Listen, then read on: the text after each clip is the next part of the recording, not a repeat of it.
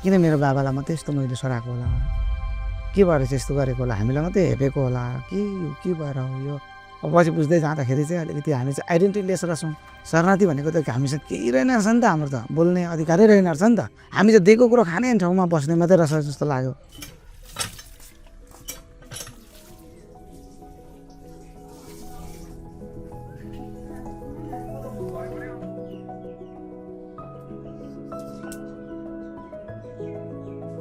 नमस्ते, मेरो नाम मङ्गल सिंह राई। म भुटानी शरणार्थी बैरागी D2 हट्टार 25 बस्छु।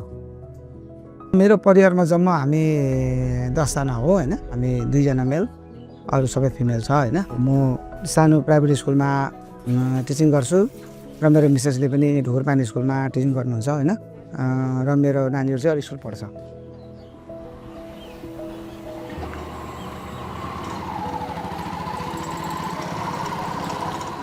बाबामा मेरो मदर चाहिँ बित्नु भएको 12-13 वर्ष भयो। बाबा हुनुहुन्छ घरमै र अहिले स्टेप मदर हुनुहुन्छ।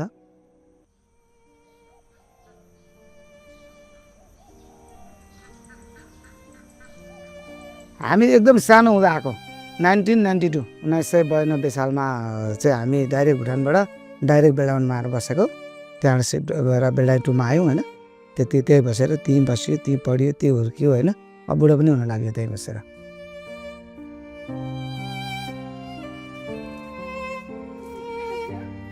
मेरो ठुलो परिवार छ, जम्मा 14 जना परिवार हो हैन। 2टा घरमा बस्छौँ, एउटा बाबा घर छ, एउटा मेरो छ हैन। बाबालाई पनि केयर मैले गर्नुपर्छ। बाबा पनि जस्तै मुटुको रोग बाबा पनि, अनि थाइरोइड, सुगर, कोलेस्ट्रोल सबै छ। मम्मी पनि त्यस्तै हो, मुटुको रोग। काठमाडौँ गङ्गालाल हस्पिटल लैजा भनेर चाहिँ यहाँबाट रेफर गर। अब आर्थिक छैन, पुर्याउन सकेको छैन, यस्तै छ।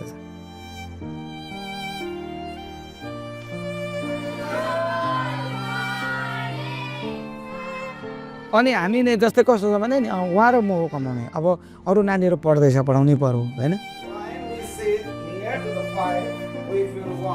भुटानबाट त अब कस्तो दुःख गरेर बाबाहरू आउनुभयो। त्यो त बाबाहरूले कथा अहिले गर्दाखेरि चाहिँ हामीलाई चाहिँ अहिले पनि आँसु आउँछ हामीलाई। त्यो बाबाहरूले सहेको पीडाहरू हैन, भुटानमा त्यो अन्य अत्याचारहरू उहाँहरूले चाहिँ त्यो भोगेको कुराहरू चाहिँ अहिले पनि कहिलेकाहीँ गर्नुहुन्छ हैन। हामी यहाँ आउँदा चाहिँ लगभग UNHCRले हामीले हेरिसकेको हुनाले गर्दाखेरि खाना लाउन चाहिँ हामीलाई अब त्यति बेला प्रशस्तै थियो हैन।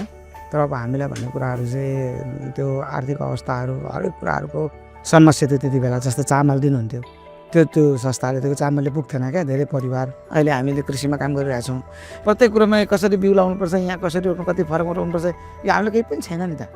किनकि हामीसँग त बाहिर एरियै छैन काम गर्ने। त्यसले गर्दा हामी त्यो खालको विषयमा हामी धेरै पछाडि छौँ। तर हामीले बुझेका छौँ त्यही तरिकाले चाहिँ हामीले आउँदाखेरि चाहिँ मात्रै कृषिमा पनि हामी अहिले काम गर्दै गरेको सुरुमा हो। नत्र भन्दा हामीलाई यस्तो बारेमा त केही छैन। हामीलाई बाहिर गएर काम गर्ने काहीँ अधिकार पनि छैन, अनुमति पनि छैन।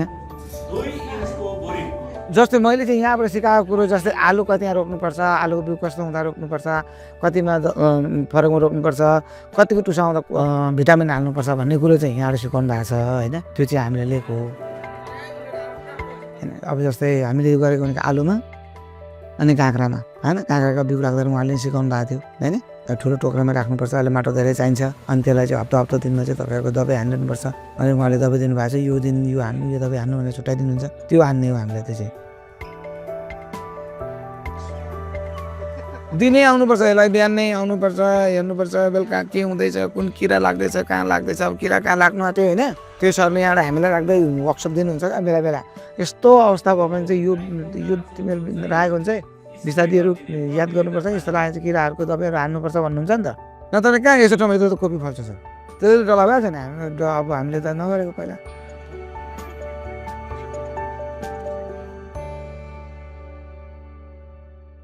अनि यसपालि काँक्रा लगायो, यही मेरो कानाउटमा यस लगाएँ हैन। यो चाहिँ लगभग 2 महिनाभित्रमा 1,25,000 जति समथिङ कमाएँ यसबाट मैले चाहिँ काँक्राबाट चाहिँ हैन। अनि त्यसलाई मेहनत काटेर त्यसलाई चाहिँ 70,000 भन्दा माथि बसाएँ मैले।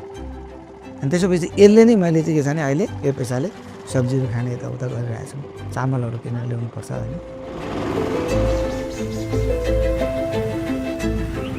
नानीहरूलाई चाहिँ राम्रो पढाउँ, नानीहरू सकिन्छ चाहिँ पढोस्। बरु दुःख गरेर त्यो पैसाहरू यो सब्जी किन्ने पैसा जस्तै यो उब्जायो भने 2-4 रुपियाँ पैसा चाहिँ हामी राचेपेर नानीहरूको चाहिँ भविष्यमा खाता किताबहरू किन्ने हरेक कुराहरू हुन्छ नि त्यसमा लगाउनुपर्छ, पढ्नैपर्छ भनेर नानीहरू ट्युसन हालेछ, ट्युसनको लागि ती पैसाहरू हामी त्यसै भेला पारेर अलिअलि भेला पारेर घर खर्च अथवा चलाउने गर्छौँ, नानीहरूलाई पढाउने गर्छौँ।